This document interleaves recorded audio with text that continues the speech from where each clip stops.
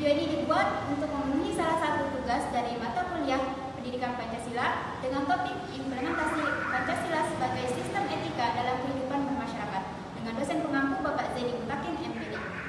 Sebelum masuk ke materi, izinkan kami memperkenalkan diri. Saya atas nama Anmeritul ini bersama dengan rekan saya. Perkenalkan nama saya Sudirana. Perkenalkan nama saya Ibrahim Tukalam. Semoga dari video presentasi ini dapat menambah pemahaman kita tentang implementasi Pancasila sebagai sistem etika dalam kehidupan masyarakat. Para petani untuk melakukan perlawanan terhadap pihak penambang pasir ilegal yang dikomandoi oleh tim 12. Mantan tim kampanye kadis mereka yaitu Haryono, berbagai upaya yang dilakukan Salim Kancil untuk menghentikan aktivitas penambangan tersebut. Namun perlawanannya membuat orang-orang yang mendukung penambangan pasir ilegal berang. Sampai akhirnya pada Sabtu 26 September 2015, rumah Salim ini diserang oleh puluhan orang. Ia dipaksa dan diseret sampai ke balai dan hingga tewas. Nah, itu saja pembahasan mengenai kasus-kasus yang memperlihatkan keterampilan individu atau kelompok dalam merumuskan solusi atas problem realitas bangsa dengan pendekatan Pancasila. Dan tentu saja masih banyak kasus-kasus lainnya mengenai hal ini. Sekian dari saya. Wassalamualaikum warahmatullahi wabarakatuh. Baik, saya akan membahas mengenai kasus-kasus yang memperlihatkan keterampilan individu atau suatu kelompok dalam merumuskan solusi atas problem realitas bangsa melalui pendekatan Pancasila. Yang pertama, saya akan membahas tentang kasus Pinai Papua pada tahun 2014. Kasus Pinai ini merupakan kasus penembakan yang terjadi pada 8 Desember 2014 di Papua, yang dimana dalam tragedi ini menewaskan 4 orang warga dan 21 warga lainnya itu luka-luka. Diduga hal ini disebabkan oleh aksi proses masyarakat terkait pengeroyokan aparat TNI terhadap kelompok pemuda sehari sebelumnya. Nah, pemerintah dalam hal ini melakukan berbagai investigasi untuk memberikan keadilan bagi para korban dan memastikan perlindungan HAM bagi daerah yang terkena konflik. Kemudian ada pendidikan perpajakan oleh Direktorat Jenderal Pajak atau DJP. Salah satu upaya yang dilakukan otoritas untuk mendorong kepatuhan wajib pajak ialah melalui kegiatan edukasi atau pendidikan tentang perpajakan. DJP menerbitkan aturan khusus mengenai edukasi perpajakan, yang dimana dalam aturan ini diatur mengenai tujuan, tema, dan cara pelaksanaan dari edukasi perpajakan. Edukasi perpajakan sendiri merupakan upaya dalam mengembangkan dan meningkatkan potensi warga negara untuk menghasilkan perilaku kesadaran perpajakan yang tinggi, peningkatan pengetahuan, dan keterampilan perpajakan. Hal ini bertujuan untuk meningkatkan kesadaran pajak melalui pengetahuan tentang perpajakan. Kemudian ada tragedi Trisula,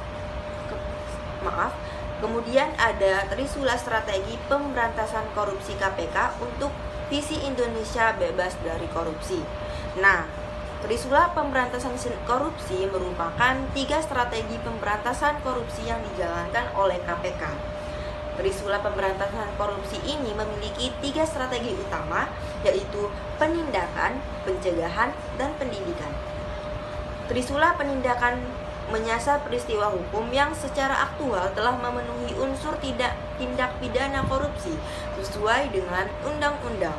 Trisula ini tidak hanya mengganjar hukuman penjara dan denda bagi para pelaku korupsi, tapi memberikan efek jera bagi para koruptor. Trisula pencegahan yaitu perbaikan sistem untuk menutup celah-celah korupsi, dilengkapi oleh sosialisasi dan kampanye anti korupsi melalui Trisula pendidikan. Trisula Pemberantasan Korupsi ini selalu digaungkan oleh para pemimpin KPK dalam berbagai kesempatan yang diharapkan dapat membantu menyukseskan visi Indonesia 2045, yaitu negara PDB terbesar kelima, dan mengurangi kemiskinan hingga mendekati 0%.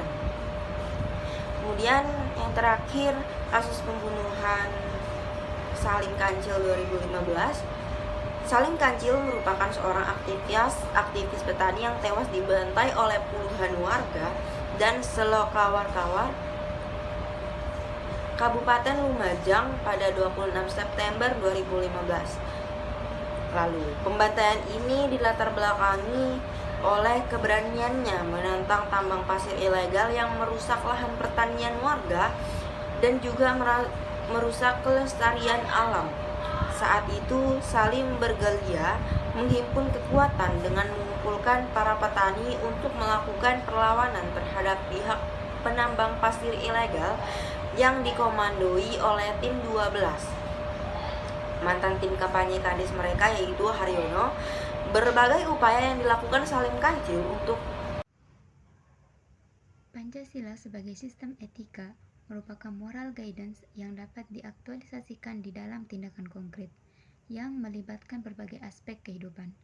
Oleh karena itu, sila-sila perlu diaktualisasikan lebih lanjut ke dalam putusan tindakan sehingga mampu mencerminkan pribadi yang soleh, utuh, dan berwawasan moral akademis.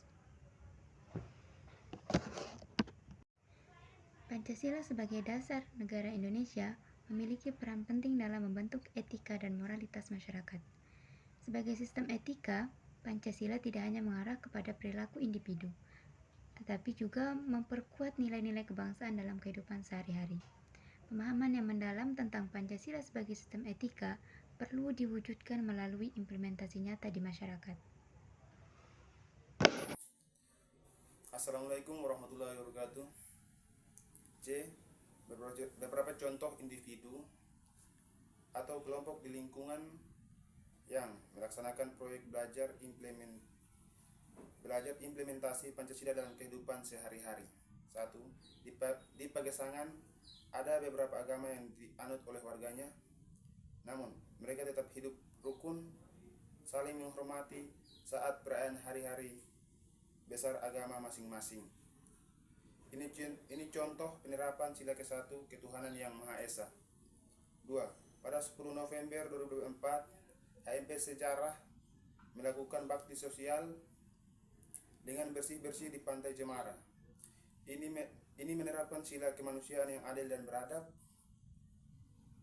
dan sila persatuan Indonesia karena menunjukkan kepedulian terhadap lingkungan sekitar yang pada akhirnya akan memberikan manfaat bagi masyarakat secara adil. Hal ini merupakan persatuan dan kesatuan dalam menjaga kebersihan dan kenyamanan lingkungan bersama. 3. Ikatan Mahasiswa Nusa Tenggara Timur, Nusa Tenggara Barat menggelar aksi kemanusiaan untuk korban erupsi Gunung Leutobi laki-laki di Kabupaten Flores, Nusa Tenggara Timur dengan penggalangan dana. Hal ini menunjukkan penerapan sila kemanusiaan dan persatuan, yakni bersatu untuk membantu saudara kita di Nusa Tenggara Timur. Demikian kesimpulan dari presentasi ini adalah untuk meningkatkan penerapan nilai-nilai Pancasila diperlukan kolaborasi setiap pihak, baik individu, masyarakat, maupun pemerintah dalam menyusun kebijakan dan program yang selaras dengan jiwa Pancasila. Dengan langkah ini, Pancasila tetap relevan sebagai sistem etika yang mewujudkan kehidupan bermasyarakat, berbangsa, dan bernegara.